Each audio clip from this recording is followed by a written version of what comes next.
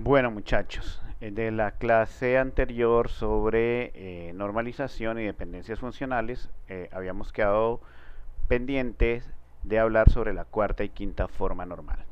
Para hablar de estas formas normales es necesario introducir el concepto de dependencias multivaluadas. Entonces, lo vamos a definir de la siguiente manera.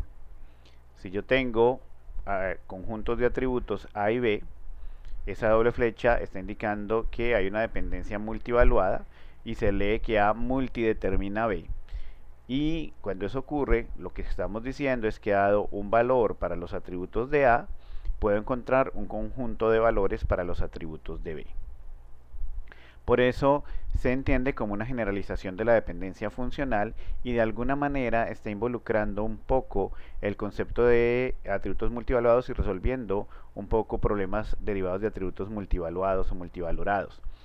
Eh, entonces, a pesar de que nosotros en el proceso de transformación, incluso desde el modelo de entidad-relación, hemos visto estrategias para manejarlo, es probable que en algún momento, debido a ciertos diseños, pues podamos encontrarnos con situaciones de este tipo que sea necesario manejar. Bien, entonces decimos formalmente que si A multidetermina B, entonces A multidetermina a R menos B, donde R es la relación y B es el conjunto de atributos que está siendo multideterminado por A. ¿Eso qué quiere decir? Quiere decir que si yo tengo dos tuplas T1 y T2 en R, tal que T1 y T2 coinciden en sus valores de A, ¿cierto? Pues tengo valores distintos para los atributos de B, pero adicionalmente ese conjunto de valores para B no están relacionados ni funcionalmente ni por multivalor con respecto a los demás atributos que estén en R que no sean atributos ni del conjunto A ni del conjunto B. Eso entonces lo vamos a ver un poco más claramente en el siguiente ejemplo. Supongamos que tengo una tabla atiende en la que tengo como atributos ID paciente,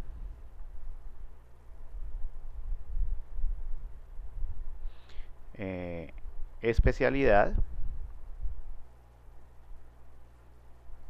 en el entendido de que cada paciente pues puede asistir a una atención de una especialidad médica particular y un médico que lo atiende en esa especialidad y una fecha de atención.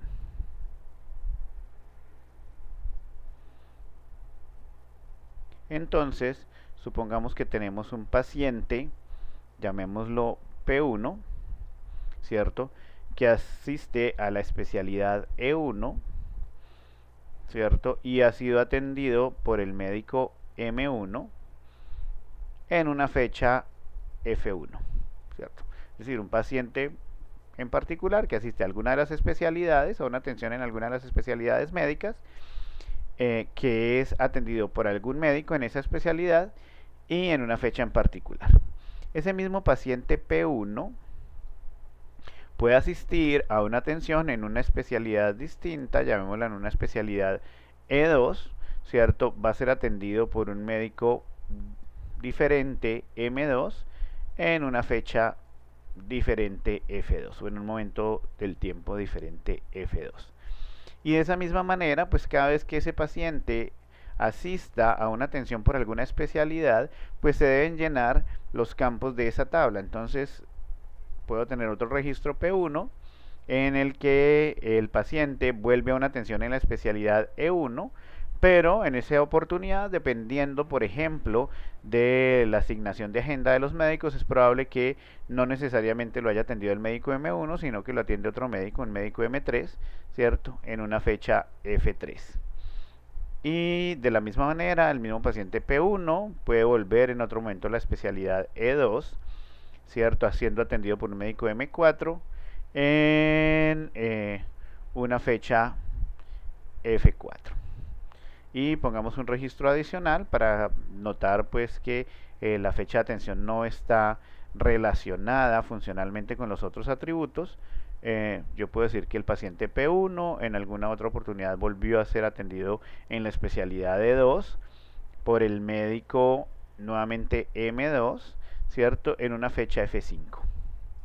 ¿Vale? Entonces, ¿qué tengo ahí? Tengo un conjunto de tuplas, ¿cierto? En las que se relaciona la atención que recibe un paciente en distintas especialidades. De acuerdo con la especialidad lo atienden unos ciertos médicos eh, en unas fechas pues definidas. ¿Vale? Pero miren que la fecha no está relacionada ni con el médico, ni con la especialidad, ni con el paciente directamente, ¿cierto? Es decir, es un registro adicional. De esta manera, entonces yo puedo decir que ID paciente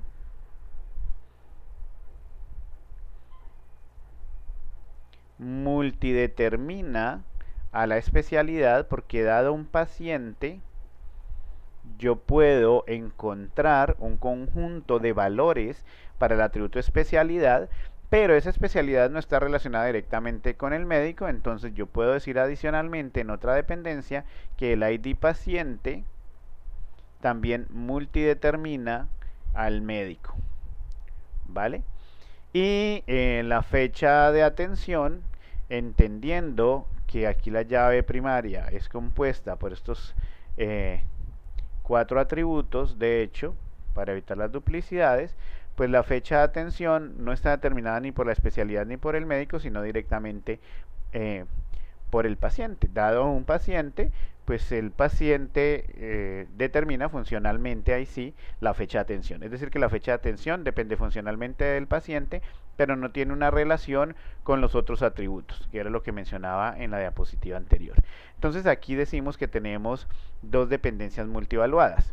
ID paciente multidetermina la especialidad porque dado el valor de un paciente yo tengo un conjunto de valores para la especialidad en la que él ha sido atendido, y el ID paciente multidetermina al médico porque dado un paciente yo tengo un conjunto de valores para el médico que lo atiende.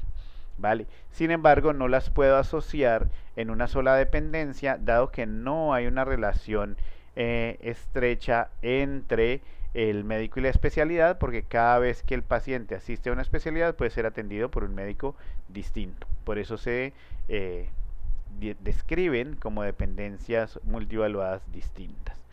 Muy bien, entonces, bueno, adicionalmente, como cuando trabajábamos en las dependencias funcionales, pues hay unas propiedades en las que los casos triviales se excluyen, es decir, que si B es un subconjunto de A, pues es una dependencia multivaluada trivial. También existe la transitividad, de tal manera que si A multidetermina B y B multidetermina C, yo puedo decir que A multidetermina C. Y existe la unión. Si A multidetermina B y A multidetermina C, yo puedo decir que A multidetermina ABC, cuando hay una relación entre B y C. Muy bien. Entonces, ahora sí vamos a la cuarta forma normal. La cuarta forma normal lo que nos dice es que todo determinante de dependencias multivaluadas debe ser una clave. Por lo tanto, se debe buscar tablas que contengan dos o más dependencias multivaluadas independientes, que era lo que yo les mostraba en el caso anterior, y se descompone en nuevas relaciones. Entonces, miremos este ejemplo. Supongamos que tenemos la tabla con atributos curso, profesor y libro, ¿cierto? En ese caso los tres atributos forman una llave para evitar las duplicidades, y entonces pueden haber estas anomalías. Si pretendemos insertar un nuevo profesor de bases de datos, dado que el libro es parte de la llave, pues tendríamos una violación a la restricción de integridad de la entidad, dado que pues tendríamos un null en un componente de la llave primaria, lo cual no es posible. ¿Ok? Eso nos indica que pues esta relación hay que descomponerla, ¿cierto? En una relación de cuarta forma normal. Entonces, bueno, si nos devolvemos a observar qué es lo que tenemos aquí, yo tengo que, para el curso de bases de datos, tengo un conjunto de valores de profesor, para el curso de sistemas operativos tengo un conjunto de valores para el profesor, de tal manera que yo puedo decir que el curso multidetermina al profesor, ¿cierto? Y si miramos el curso, dado un curso, yo puedo conocer los libros de ese curso, ¿cierto? Para bases de datos, pues están estos dos libros, para sistema operativo estos dos libros, de tal manera que dado un valor para el curso, yo puedo decir que este multidetermina al libro.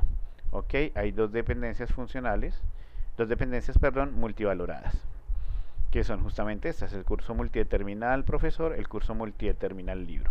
Entonces, pues dado que en una relación no deben haber dependencias multivaloradas no relacionadas o independientes, entonces la relación se tiene que descomponer para que cumpla la cuarta forma normal. La forma de descomponerla, como lo hemos hecho en las otras formas normales, es a través de las dependencias, en este caso las dependencias multivaluadas. Entonces descompongo la relación en curso y profesor para una y en curso y libro para el otro caso, y de esta manera ya tengo en cada relación una dependencia multivalorada. No es dependencia funcional realmente, sino dependencia multivalorada o multivaluada, eh, única, ¿cierto? Lo que me indica que esas dos relaciones ya se encuentran en la cuarta forma normal. Muy bien, para la quinta forma normal esta es muy poco común y se requiere, como en el caso de las anteriores, que esté en la forma normal inmediatamente anterior, es decir, que para que una relación esté en quinta forma normal debe estar en cuarta forma normal, pero además se considera que está en quinta forma normal si no puede haber una descomposición sin pérdidas, es decir, que si al tratar de descomponer esa relación hay pérdida de información. Miremos este caso. Tenemos una relación ventas con atributos agente, empresa y vehículo, y digamos que lo que aquí estoy representando es que los agentes representan unas empresas y las empresas fabrican unos ciertos vehículos, pero adicionalmente los agentes venden los vehículos. Por lo tanto, es importante saber qué agentes venden qué vehículos y para qué empresa los venden, de tal manera que aquí hay una relación. Al conocer qué agentes representan qué empresas, ¿cierto? Qué empresas fabrican vehículos, pero además se necesita saber qué agente vende vehículos para qué empresa. De tal manera que si pretendemos o intentáramos hacer una descomposición de esta relación, pues tendríamos pérdida de información, porque si la descompongo entre agente empresa y agente en vehículo, yo podría saber cuál es el agente que representa una empresa, cuáles son los vehículos que vende un agente, pero no podría saber cuáles son los vehículos que el agente vende para una cierta empresa. Y en cualquier otra posibilidad, pues sería lo mismo. Y si lo descompongo con todas las posibles combinaciones, pues igual reagrupar la información para obtener lo que se pretende mantener en la base de datos, pues no me garantiza que tengo información confiable. Por lo tanto, esta relación estaría en quinta forma normal, dado que cualquier intento de descomposición implica pérdida de información. Bien, entonces, como les decía en la clase anterior, pues la cuarta y quinta forma normal tienden a no ser frecuentemente aplicadas. Normalmente un esquema de relación está bien hasta la tercera forma normal, o incluso cuando se lleva a la forma normal de Boyce-Codd, logrando hacerla sin pérdida, es un esquema de relación que se considera bien normalizado, es decir, que se considera confiable. Cuarta y quinta forma normal tienden a ser poco aplicables, entre otras cosas porque a veces el ser rigurosos en la aplicación de estas formas normales no genera tantos beneficios en función de la descomposición que toca hacer. Y con esto damos entonces por terminado el tema de normalización. Feliz tarde para todos.